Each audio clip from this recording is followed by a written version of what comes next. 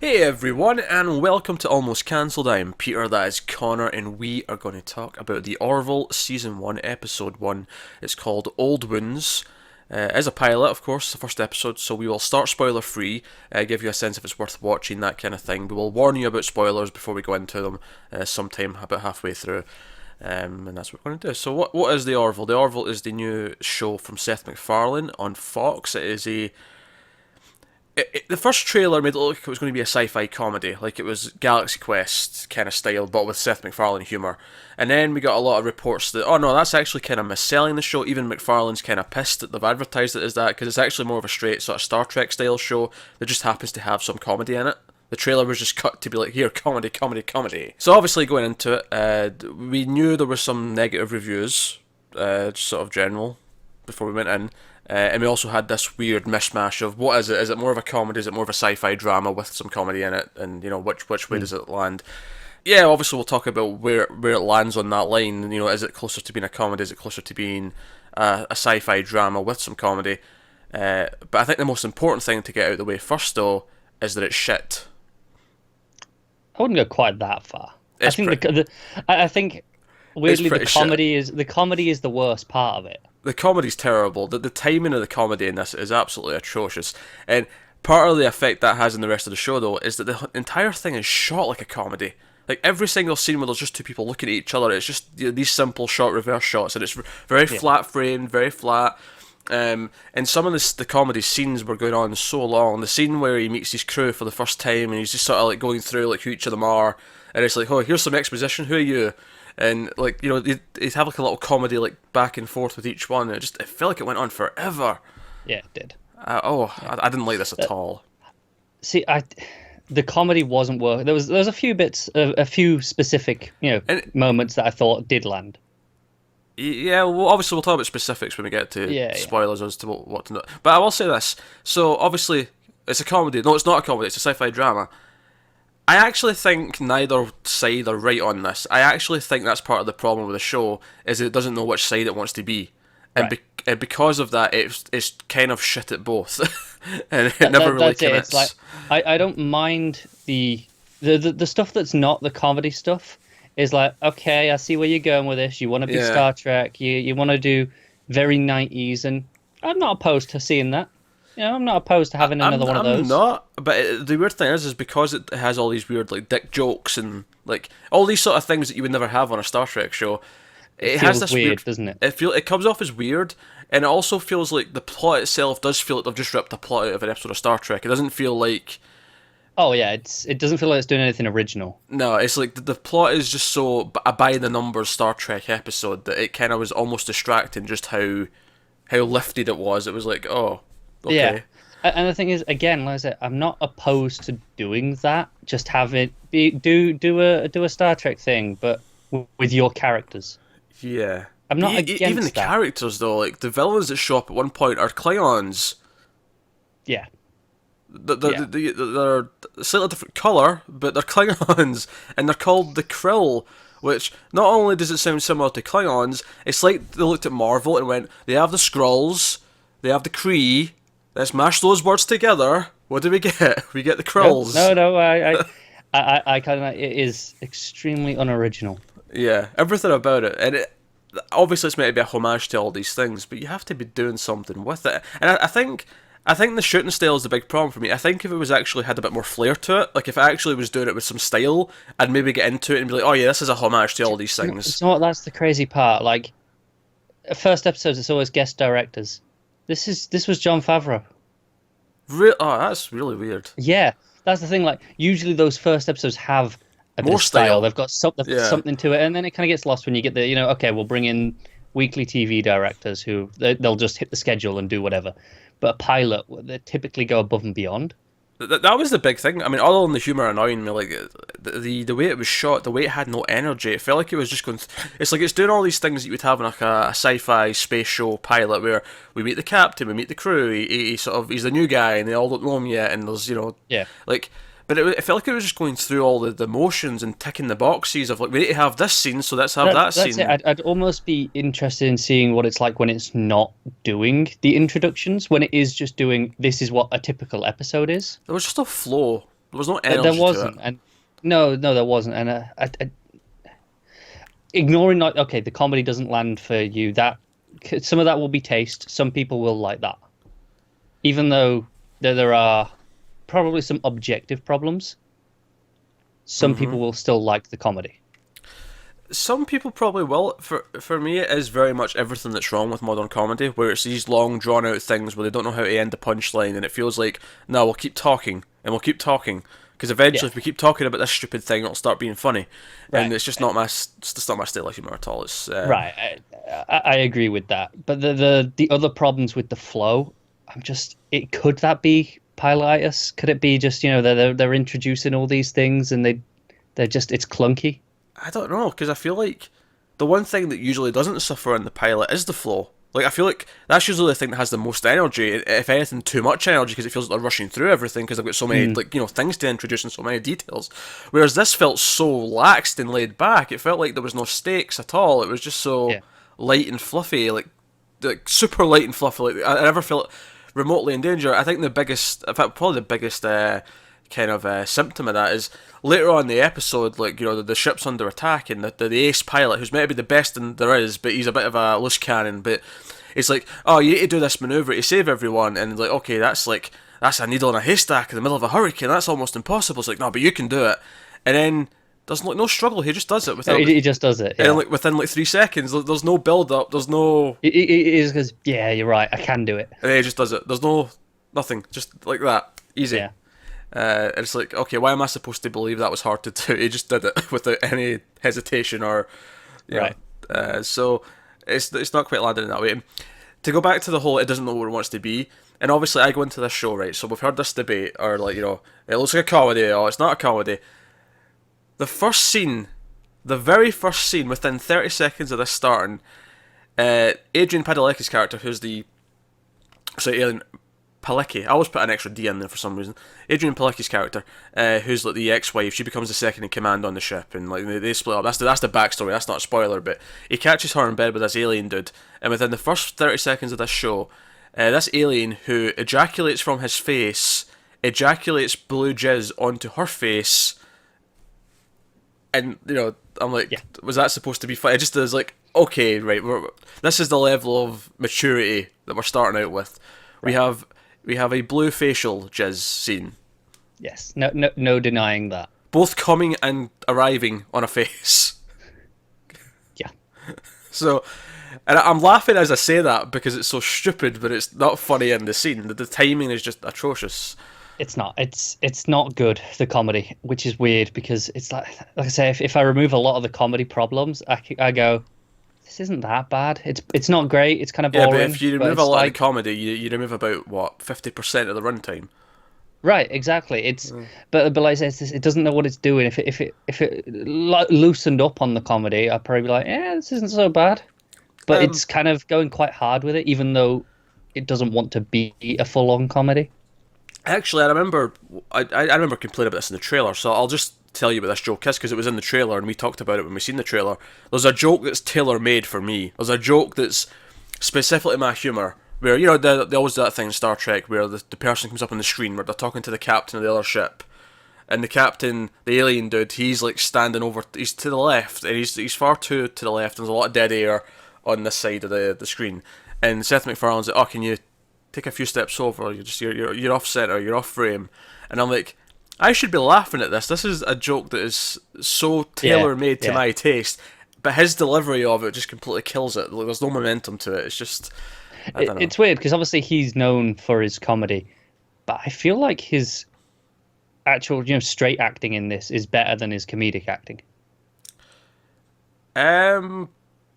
It's funny you say that because I mean, maybe it is the comedy specifically that makes me think this, but I do not think he should be in this. If he wants to write this and he wants to run this show, that's fine, but I actually think he should not be the lead man. That's fair. Ever. I think when he's playing, the straight stuff, I don't think he's great or anything, but I think he's fine. I think it's distracting though because you're waiting for him to burst into a joke. He feels like he doesn't feel like he's playing a character, he feels like he's playing Seth MacFarlane. Yeah. That's just all I'm getting from him. He's doing, and he's got a good voice, but it's a very kind of, I mean, there's a reason why there's a lot of voices. He's got the voiceover style of voice, and it's very clear, very distinct. But it sounds very unnatural when he's actually trying to talk in scenes to people, and it always sounds like he's doing a sketch.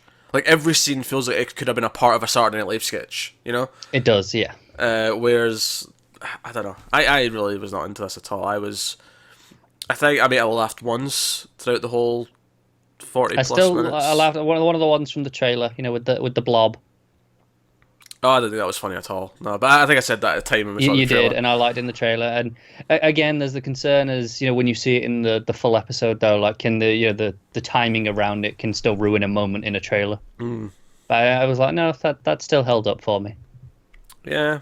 So obviously there's a lot of drama with them. McFarlane and his ex-wife, because they're just been divorced within the last year, and now they're working together in command on this ship, and you get a lot of stuff with other characters sort of talking about them and gossiping and whatnot. It is frustrating though, because there was a lot of things in this I should like the plot, while completely unoriginal and like you say, straight from any episode of Star Trek.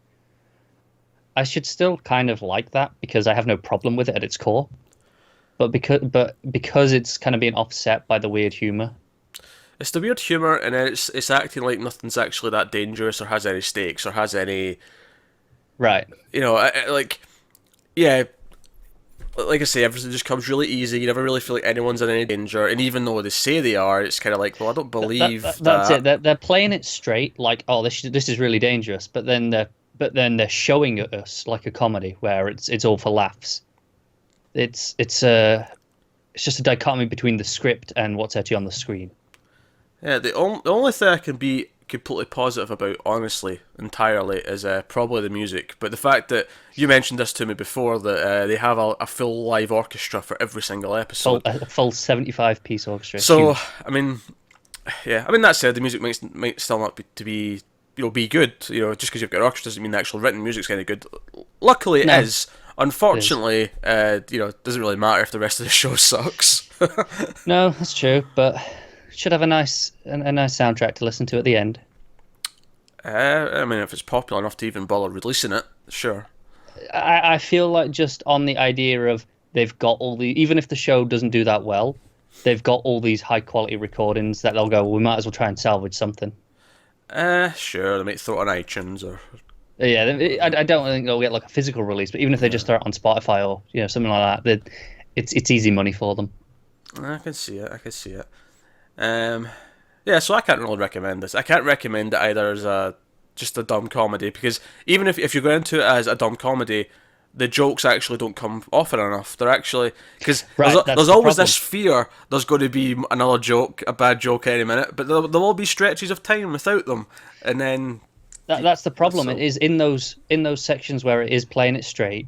You're just waiting for a joke. You're just waiting for it to come out and go, okay, this is where this is the punchline of this scene. But sometimes it just doesn't come, so it just throws you off. I think that's the other problem with it as well, is that because the humour sets you up, okay, it's this tone, and then they play it straight for like 5 minutes, and I'm like, no, why are you taking this seriously? Like, I'm not taking this seriously. I can't. Not after those last few jokes. And then just say you do finally get to a point where, you at the end of that 5 minutes, you settled in. You're like, okay, I'm starting to go, all right, this is what it is. Then they'll hit you with a dick joke. Yeah. It is tonally maddening. And that's not to say that you can't jump between tones. There's other writers and directors who can do it effortlessly, look at any Joss Whedon thing where it's taken seriously, but there's jokes constantly that fit into the world and fit into the characters without stripping it of its weight, stripping it of its stakes. But this just feels like, I think he's biting off more than he can chew. Honestly, that's how I'm feeling checking this one out. Like I said, I feel like cut down on the comedy. I don't know if obviously Fox have pushed this as a comedy. They're marketing it as a comedy. It's on their comedy night, like Sunday night's their comedy block. In their actual, their description of the show, it's described as a hilarious comedy. That's like the opening line of it. And I feel like, are they requesting like so much of the airing is, so much of the airtime is jokes, is comedy because of that? And I don't know. Maybe they are. Maybe it's just Seth MacFarlane was, like I say, biting off more than he could chew.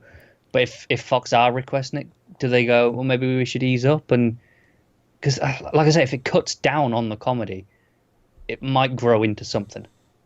It's not there yet. Don't get me wrong. Even if you remove that now, it's not there, but it has the potential.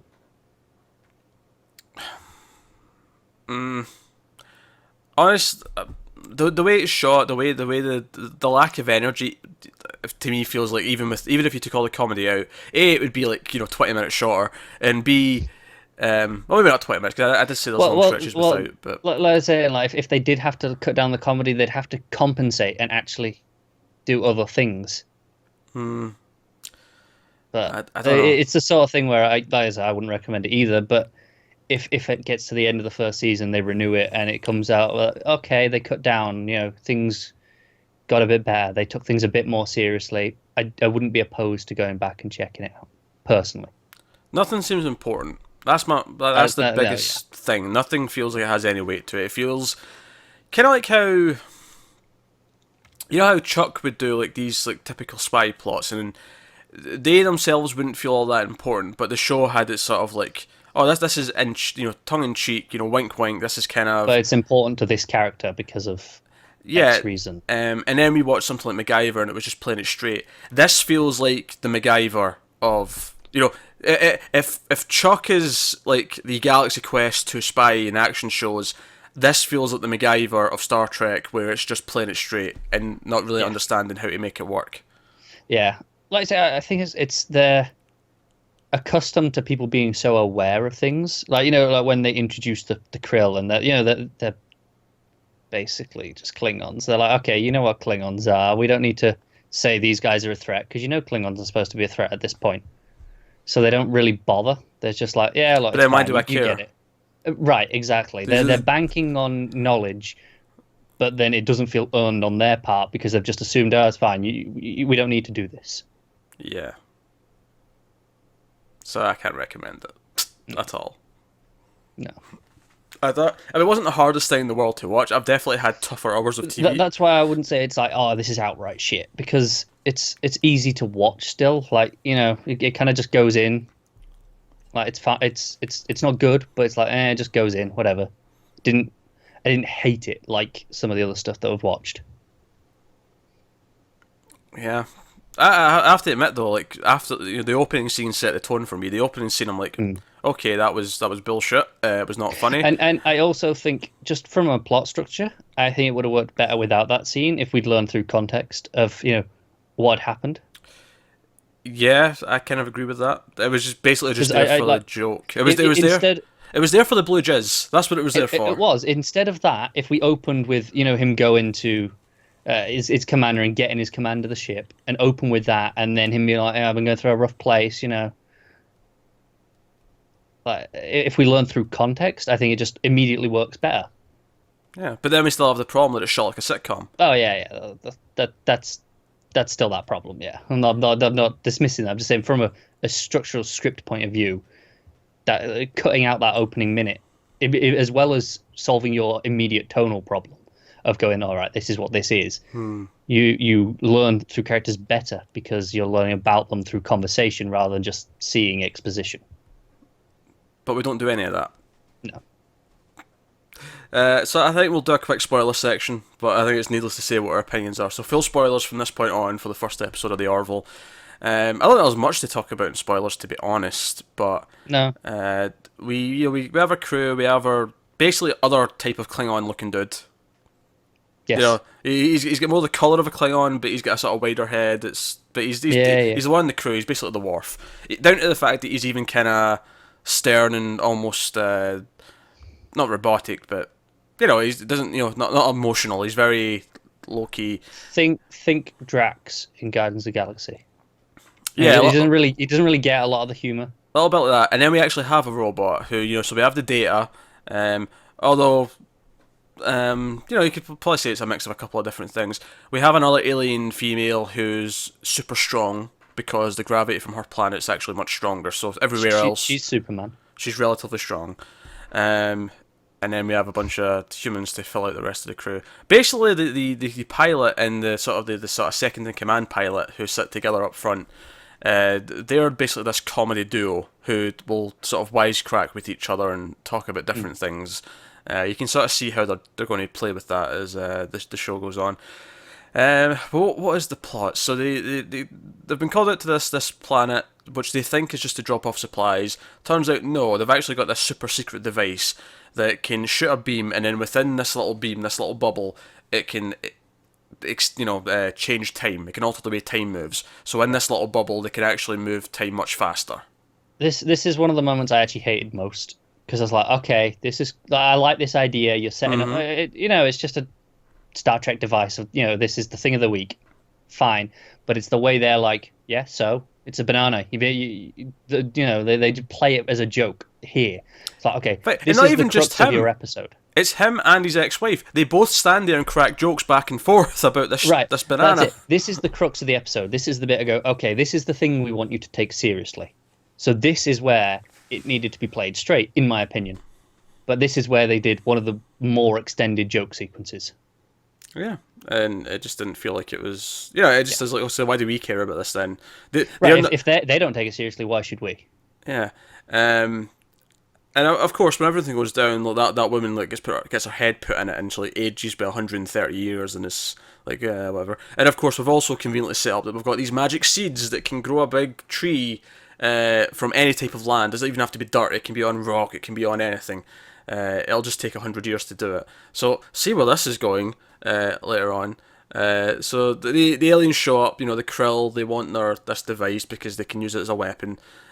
So they give them the device, but they have this great little plan where they've attached the seed to the beam. So as soon as they turn it on, or as soon as they'll trigger it to turn on. So as soon as it goes onto their ship, this giant tree just kind of grows out of nowhere, and it breaks up their ship. And you just hit on one of my other major problems that comes again. It's a byproduct of the tonal inconsistency. Mm-hmm. You mentioned there how it could be used as a weapon, but their original application was it's a medical thing, and that's where it's like, okay, so you're getting towards that Star Trekky thing of here's the moral quandary, and because they mentioned they can use it to grow crops and stuff quickly, they can just instantly create food. Yeah, famine will be no longer be a problem. But also, they could use it to make people die instantly. Yeah, you could do that to a whole planet. Yeah, you could be my entire planet, and this thing is like it sets up that because even has characters address this and go, yeah, this is the reality of it, and that's where if this was doing what Star Trek actually did, it would be questioning that, and that's where it would for the rest of the episode explore that idea, but it doesn't actually do anything with that idea. No. And I get they wanted something quick and simple, because obviously a lot of the episode is about the drama of having the ex-wife on board, and then the actual plot of the episode only comes in the last sort of third when everything has to sort of go down, so we've got some action sequences. That's forgivable, because that's typical in a pilot. And I think they were trying to have their cake and eat it too, so we'll have some ship action, but we'll also have some action on the ground, and we'll have the super strength alien chick, punch off doors, and then Seth MacFarlane can crack a one-liner about how, I listened it for you. And didn't hate that one. It wasn't great, but I didn't hate it. Yeah.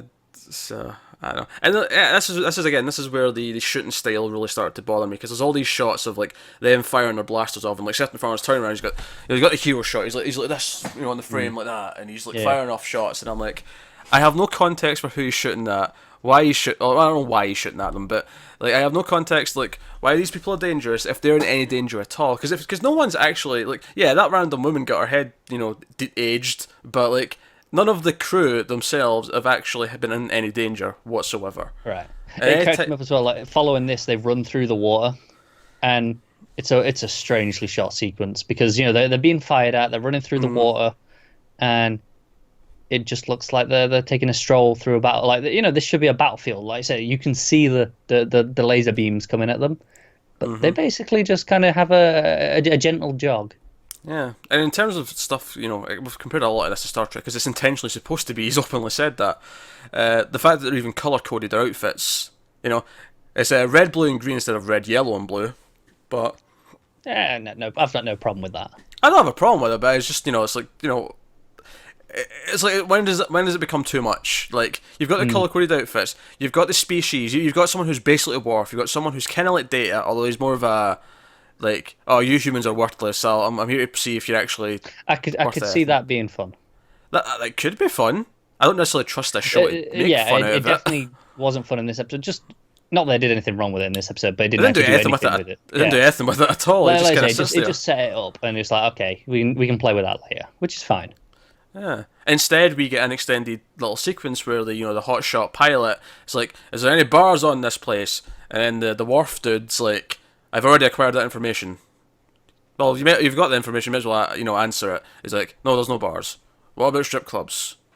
I have that information." And then, it goes on for it's just the whole joke. He's asking these things that he's not supposed to know, and don't even get me started on they're in the shuttle going to the ship for the first time, and he's having a beer to calm his nerves, and McFarlane tries to fight the beer out of his hand, and they almost crash because of it.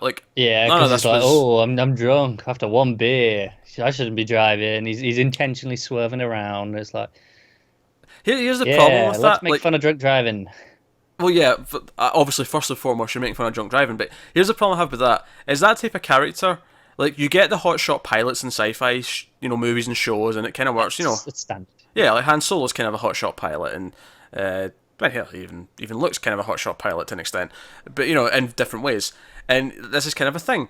But this character who is getting drunk or drinking while doing his official duty, it's like, this character does not work if you want me to take this seriously. This character works in a complete slapstick version of Star Trek. Yeah. It does not work if I'm supposed to actually care about anything that's going on, because it's like, well, why do we trust him with the big ship and everyone trusts him to be the best if he wants... And then the other pilot wants to drink soda on the bridge, and they make a whole big joke scene out of that he wants to have soda. Yeah, that was weird. It's just, some of the jokes are just kind of weird, and... Yeah, you did say there was at least one point where you did laugh. Do you remember what it was, or just do you remember? No, I can't remember. I think I want to say it was when there was a bit of a standoff with the alien dudes, but I can't remember what the line was. No, that's fair enough. But just you'd mentioned that there was at least one point where you did laugh. One, but as I don't know if it was actually that funny or if it was. At this point, I just realised how bad it was, and it was kind of expectations were low. Yeah, the expectations just kept diving as we went on. So eventually, they got something out of me. Like I said, it's weird because I genuinely don't hate it, because it's just it's not good, but it's whatever. I think I do hate it, and it's not because it's the worst thing ever. It's just that it completely misses the point of what it's doing in terms of the story, in terms of how it's shot. It misses the point on everything. It's not a good looking action show. It's not an exciting action show. It doesn't have good, interesting characters, at least not yet. The drama that comes from the characters so far, I don't, because at the end of the episode, she offers, "Oh, I've recommended another ex, so I'm going to leave, so I'm not, around, because I did cheat on you, blah blah blah," and by the way, how is it that she cheated on him, and yet the whole episode you feel like she's in the right? Because you do. He feels like a dick the entire time, and he shouldn't, but he does, though, because he didn't do anything wrong. From what we saw, he didn't do anything wrong. She mentions that he worked too hard, and that's why she got lonely, which. Okay, fair point, but she should still feel like the villain in the situation. Right, and is it the alien one who he asks about it, and he's like, yeah, well, probably should have been there. Yeah, I don't know. I don't get why they're vilifying him in this situation, because, like I said, yeah, maybe he should have put in more effort. That's not an excuse. Yeah, I think that complaint should make her sympathetic, but it shouldn't make her the sympathetic one out of the two of them. It should make her, more of a well-rounded character, because it's not just, oh, she's an evil bitch who... Right. It was, okay, there was a reason why she did this, but it's still she shouldn't be seen in a good light for it, because it's okay, well, she still was in the wrong with doing that. Especially since the opening scene, actually, her reaction to being caught is really stilted and weird to me. Yeah. She immediately just kind of runs after him and is like, yeah, she immediately just kind of justifies, well, yeah, but you're never here, you're always working, let me explain. She immediately just goes into this kind of spiel, and it's... You'd think she'd just be apologising instead of, yeah, you're not here. Yeah, just shock and, can we talk about this, can we please talk about this kind of thing. But instead she goes straight into it, and it just feels it just feels clunky. It does. But like I was saying, there's this whole thing where she's offering to leave, and he's going to be like, no, wait a minute, we work well together, blah blah blah blah, and it's okay, we're supposed to care about this. This is the big dramatic moment of the episode where he's had a change of heart. He's realised that there's worth of having her around, even if he does feel awkward about working with her, and it does nothing. It does. It lands like a thud, and then there's a little reveal at the end that she actually got him this job. Like she actually went and vouched for him to get him this command, and it's like, okay, Probably because she feels guilty for cheating on him. probably, yeah. As right she should, because again, even if he wasn't there, still a pretty shitty thing to do. Dear. But the funny thing is I actually probably like her more than a lot of the other characters. I mean, part of that may just because I've liked her on another show before. That might help. But honestly, because she's out of all the characters, she's the least offensive in the. I mean, I think the super strong chick's probably my favourite. Because she's no nonsense, she just comes in and does her thing. Whereas I feel like most of the other characters have all these comedy line bullshit moments where I'm just kind of annoyed that they're. I think the only one of those, the comedy exchanges in the introduction of the crew that I didn't mind was the Doctor. Because that's the sort of thing I typically think of. I think it's something like you see in like other sci-fi stuff where it's like, yeah, I requested to be here because you're gonna screw up and people are gonna need a doctor. That was pretty. Like, I like that it was blunt. I like the theory behind it, but my complaint about scenes drawing on too long, that was one of the moments that felt like it was being drawn out to me.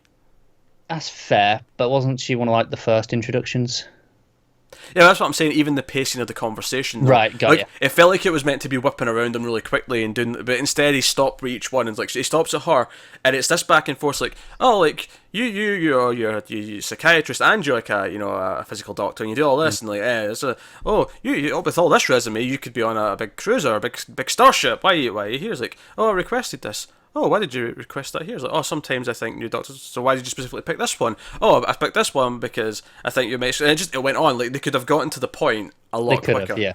Like I said, when I'm thinking about it in my head, I think it's better. When I'm thinking about just the point of it, it's like, okay, I like the point of that. But instead, they have the joke's meant to be that he's going fishing for the answer. And then she ends up being blunt at the end, but it takes so long to get there that again, I felt like it was just being drawn out. No, you're right. Yeah, and then we have, of course, the other guy being like, "Oh, the old captain let us drink soda on the bridge. Can we still do that?" This is our introduction to this character. This is why I'm supposed to. This is the little bond that I'm meant to. Because this is what you do in writing. Every time you meet a new character for the first time, you give us a hook, just a little thing to make us latch on to them. It might be that they pet a cat, which is it's really simple, but it's like no, they're caring. They're not like a heartless dick, right? That's something simple like that can give you a little bit, and you go on. But this guy's like, I want to drink soda when I'm not supposed to be. Well, I'd say it's like, okay, I want to break the rules. I want to be selfish. Whereas, like, at least with the doctors, the point was she's like, yeah, I think people are going to need my help. So it's something there. It's like she's still doing it for a good reason. At the core of it. Whereas with him, it's like, yeah, I want to drink my drinks.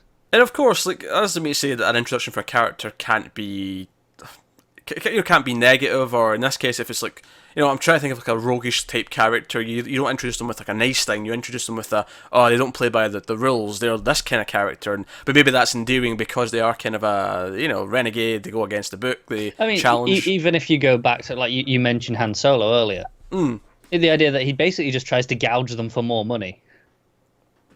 Yeah, but that feels like there's some bite to it. He's asking to get away with drinking. This is a petty discussion that I expect to have like a normal job, where like, oh, boss, can we just drink in this room? I know we're all meant to. I think that's supposed to be the point of the humour. Like, look, it's our starship. It's just an ordinary job. We're supposed to relate to that because we're supposed to go, oh, well, can I have a drink at my desk? Because it's later on, the other one is like, oh, can I not wear shorts on the bridge since I pulled off that amazing manoeuvre? It's like, no. No, uniforms are uniforms. I don't know. It feels like all these petty little things that people would complain about at jobs. I think that's supposed to be the point, but I don't think it works. So I'm not defending it. I think you've accidentally hit what the point of it is. Yeah, but it doesn't make it entertaining or endearing. No, it doesn't. No. Whereas if it was, I don't know. Like I'm thinking almost just because it was like when we first meet the soldiers and aliens, the Marines, and they're all kind of wisecracking, and like Hicks and Hudson, and he's cracking his joke. Like he's being a dick to the authority figure, but he's not asking for stupid things. He's taking what they're saying and he's like turning it into, It's witty. It's witty, and not even that witty really. It's just that it's a character trait that he's that. You know, he's been that machismo. He's cracking these jokes we're so tough that this could be us. He's making fun of the others, and because he makes fun of another soldier who's already there, it establishes that they already have a connection, they know each other. It tells you a lot of things about both characters, who they are to each other, and all these different things. More importantly, it's contextual. Like you say, it's played off what's happening in the scene. Yeah. Whereas this thing about sodas, it isn't what's in the scene. Like, at least, like I said, in the other ones, like the doctor, it's like, okay, you asked why you're here, so that makes sense for that answer. It goes on a bit long, but at least they get the point. This one, it comes out of nowhere. There's no prompting for this. They're not like it brings it up. It just brings it up for like. This is the first thing he says to his captain. Is like, hey, can I have my drink? Weird. It's very weird. Because obviously there's payoff later where you actually see him pick up the cup and he's like, drinking through the straw on the bridge, which isn't that funny. You never see someone in Star Trek drinking from a straw when they're at the command center. Like, it's hilarious. I'm laughing over here. Yeah, I don't know. It's just it's the way it handles it, and even that whole scene as well, because like it goes through how like the super strong chick, like she's been like fast tracked to lieutenant or whatever her rank is, like, and it's like, oh, that's weird. You're so young, like you'd be much lower ranked. It's like, well, only so few in my species actually join up to the Union that. They tend to fast track is to make things look better and make it look more diverse is kind of what she brings up. And I'm like, okay, that's an interesting idea, but it would have maybe been interesting to like maybe see other people like look down on her for being so high ranked. Right, I'd like to see again. This is something I don't know if it'll ever actually do because I don't know. I'm probably not going to watch anymore and find out. But it's just like an episode of seeing did she actually deserve this, like in here it kind of sets her out. She's got all these superhuman abilities, so sure she deserves it, but does she actually deserve that rank compared to the other officers on the bridge? Although the problem is though, is it feels like hardly anyone on the ship deserves the rank. That is fair. Most of them can't argue with that. She feels more competent than most of them, frankly. Well, she's got a really useful skill. And if nothing else, I think also most of the point she's very professional. Oh, she is, yeah. It's all the alien species are actually very professional. All the humans are just like, screw this. Yeah, they're a bunch of dicks, which is maybe part of the point. But again, maybe it is part of the point, but it's not coming across yet. I really want to get this across. It's like we've listed a lot of things that they could have done differently or fixed, and it's like, yeah, if you'd fixed all of these, it would maybe be a decent show. And I do want to point out that it's not like other sci-fi pilots have nailed every single thing they've done. But they've nailed enough that I'm not like, going through every single thing and being like, oh, there's another reason why it sucks. There's another reason why it sucks, and it's like, yeah, the pilot, for Firefly, may not be perfect. The pilot for the original Star Trek may not be perfect. The pilot for pick your show, Babylon 5, like they all have faults, but this just like it fundamentally gets its core things wrong, and then on top of that, it has this persistent sort of just. Instead of introducing information to us in an interesting way, it just blurts it out as exposition. Like I said, I think if anyone does keep watching this, I'd like to know come the end of the season if it managed to sort any of these problems out, because I feel like these are fixable problems. They're not things that have to just write the show off instantly. They are fixable. Yeah, there's nothing that can't be. The overall style is probably the one least likely to change. In terms of shooting style. But leading back on the comedy, going into okay, let's play this a bit straighter, explore some of those Star Trek ideas. Those are things that it could solve these pretty easily within a couple of episodes, for all we know. And that's assuming they thought there was anything wrong, though. Like, right, of course. They may have already shot like 4 or 5 episodes, and they think it's great. So, of course, that is a real possibility, and we just don't know. And we probably won't know unless you tell us. And the sad thing is that I'd be down for like a 90s sci-fi style show back on there, and I think Star Trek Discovery, while it's not going to feel like that. Will probably much better serve that itch than this is, just because this feels like it's missing the point of what all those shows did.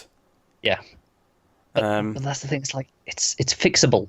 It's just not playing it straight enough to actually work. It's not. And again, I don't know who to blame. I don't know if I should be blaming McFarlane because comedy is his strength. It's where he comes from. It's his background. Is he using it as a crutch? And is he relying on it? Or is Fox insisting on so much of this has to be comedy because this is what we want the show to be? Fox might be insisting on comedy, but with McFarlane after A Million Ways to Die in the West, like I think he's purely to blame for the quality of the comedy. Oh right, yeah. I'm not judging just the quality of the comedy. I'm just the pure amount.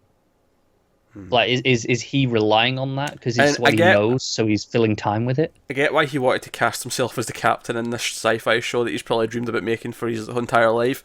I do not think he is a fitting leading man. I don't think he has range. I think he has one Seth MacFarlane, and this is the thing. As a voice actor, he has range because he can do a lot of goofy voices and he does different things. But as a live action actor, I feel like I've seen him do the same personality every single time I've seen him. That's fair. I can't argue with that. And it's a very bland kind of like cynical middle-aged man kind of personality, which I don't think is that exciting. Really annoying because I actually like Seth MacFarlane a lot. I like him in certain circumstances. Like I think he's talented at certain things, but yeah, just not as a straight leading man. Yeah, because I hated that movie. That Million Ways to Die in the West. I despised that with a passion. I didn't see it. I like the first Ted movie. I haven't seen the second one yet. I haven't seen either Ted movie, to be fair. I don't imagine you particularly liking it that much, but I mean, I liked it well enough. I mean, I don't like Mark Wahlberg for a start, so that's maybe... You know. Yeah. I also think it's pretty bare in the sense that MacFarlane, it's still voice work for him. Yeah. So it's playing to his strengths. Yeah. I do want to point out, though, that the scientist they meet on the planet was in The Expanse, and when I saw him I went, oh my god, you're making me think of The Expanse, don't do that. Now I'm just thinking of something vastly superior. Stop it. I did the exact same thing. I was like, and talk about downgrading sci-fi roles. Yeah, and then even Victor Garber, who's like the admiral who gives him the job, like I assume that's just a sort of like every so often guest role, since he's got a regular role in obviously in Legends of Tomorrow, but just like see I was like, oh man, you're just making me think of other shows like that I would rather probably be watching than this. So I mean, my hope is that this gets cancelled quickly and Palicki can go back to S.H.I.E.L.D. since our partner in crime is going back to that show. So hopefully, the real problem is, if it does get cancelled even quickly, is that quick enough to get her back in this season? Yeah, second half of the season, absolutely. Okay, I mean, do you know what the order for this was off the top of your 13. head? 13. Okay. So yeah, this will be done just after Christmas, assuming they don't cancel it before then, which they might. Yeah, and obviously assuming they don't extend it. I mean, I was surprised if this picks up an audience. I will be surprised. Honestly, I think this is going to be a giant flop for them. I think it might be, but there's something about that lowest common denominator comedy that does often appeal to the masses. It does. It's an expensive show though. If this is going to be a hit, it's going to have to be pretty big. It is, and I think this is the thing. Like them putting it on their Sunday night comedy block tells you who they're appealing to. They're not appealing to the sci-fi fans. They're not appealing to the people who want the Star Trek show. They are going for that comedy people, like the people who like Family Guy. Go, I want more. That's what folks are thinking. But then Seth MacFarlane's in interviews saying, "Oh, this is the answer to 90s sci-fi," and Star Trek Discovery is not going to give you that. No, right, and this is the thing. This is why I feel like maybe Fox is interfering a bit and going, no, we want it to be this. We're only making it on this condition. And he's trying to go, all right, fine, I'll give you your jokes, but I still want to do my thing. And this is where a lot of problems coming from. I think it's a mess without the jokes, though. I don't think I'd go that far. I still don't think it's good without the jokes, but I don't think it's a mess. You're giving a lot of credence to that being the problem, and I honestly think that even if you take out the jokes, it fundamentally isn't quite working. Oh, no, I think it's a very generic, below average show. So, but I don't think it's a mess. No, I think it's a mess. Fair enough. I've said my piece. I don't have to say any more, but it's a mess. I've been very clear in the last 40 plus minutes, so why it's a mess? We're hitting the length of the episode. That we have. So I guess we'll wrap up there. So that is the Orville episode 1. So naturally, in case it wasn't obvious, we will not be covering any more episodes. So, but if you just stick with it, let us know if it picks up. Come back and comment and all that things. What did you think of the pilot? More importantly, come back when we do Star Trek Discovery in a few weeks. A few weeks? More like 1 week. Only 1 week? Oh, okay. I'm misremembering when that comes out. Yeah, it's this Sunday. Oh, damn. For some reason I thought it was 2 weeks. No, Ignore me. no, we're ready to go. 2 episodes coming at us. Clearly, I'm just losing time. Yeah. Also, check out our Star Trek: The Original Series reviews, which we're currently working through one per week. We're on season 2. Yeah, I'd rather go and watch one of those right now. Just a nice palate cleanser. Yeah. So so go check out that stuff. Let us know what you think in the comments below. Like, subscribe, all that stuff. Get us on Twitter at mild_fuzz for channel updates. If you want to support the channel, head over to patreon.com/mildfuzztv. You can do that over there. But otherwise, that is us. So thank you once again. Keep watching TV. Have you got any vanilla?